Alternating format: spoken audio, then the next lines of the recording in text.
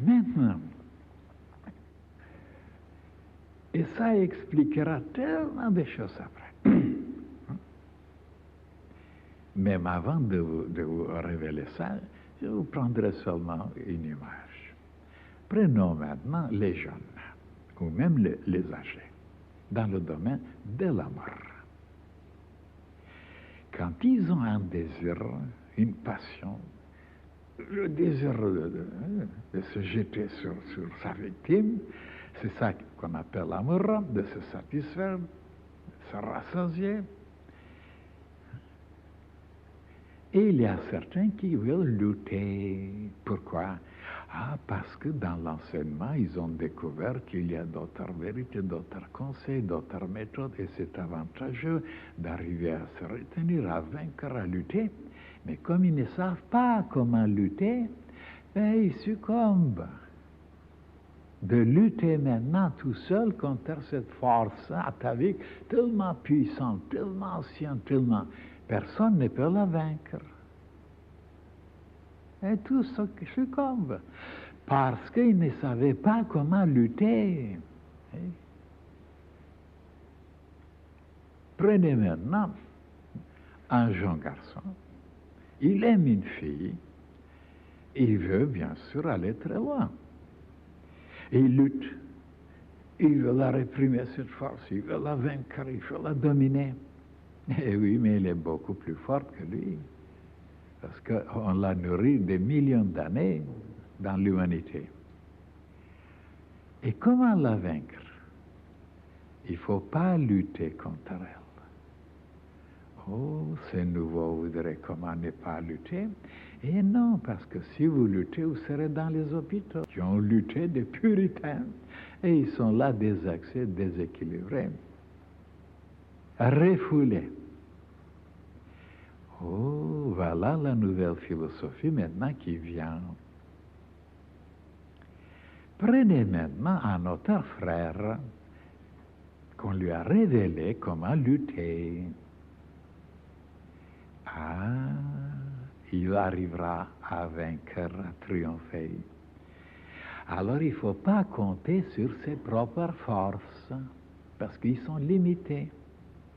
Il faut donc se lier, faire une association, se brancher avec quelque chose qui nous dépasse, qui dispose d'autres armes, d'autres pouvoirs, d'autres puissances que nous ne connaissons pas.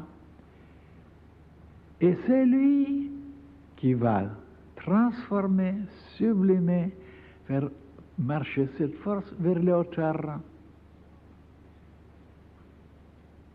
Donc, et qu'est-ce que c'est? C'est l'autre idéal. Si vous l'aimez, cet autre idéal, de devenir quelque chose de formidable, de noble, de grand, de magnifique, de merveilleux, et que vous pensez souvent à ça, déjà c'est une puissance qui peut lutter contre ces forces inférieures et ses penchants, ses désirs, ses élucubrations, ses possessions. Oh là là, c'est folie. Alors, à ce moment-là, vous êtes bien aidé, bien soutenu, bien armé, et vous triomphez parce que vous voulez être noble. Et non, et après regretter de se trouver alors minuscule, faible, rien du tout, rikiki, et après souffrir d'être dégoûté de vous-même. Alors, donc, regardez maintenant. En pensant à ce moment-là d'autres choses, quand vous êtes auprès de votre fille, de votre bien-aimé, votre amour commence à se transformer. Vous êtes plus fort, plus puissant pour le diriger. Mais si vous luttez pour le brimer, vous êtes par terre. Donc il faut s'adresser à des puissances qui nous dépassent, des puissances d'une telle grandeur, d'une telle noblesse, d'une telle beauté, d'une telle splendeur que... Et vous triomphez, vous voulez être comme ça. Alors vous voyez que rien n'est impossible pour vous et que ce n'était pas tellement difficile comme c'était dans le passé, quand vous avez lutté autrement, que ça devient plus facile, parce qu'il y avait derrière vous d'autres qui vous soutenaient. Et alors pourquoi dans le plan physique tout le monde sait ça?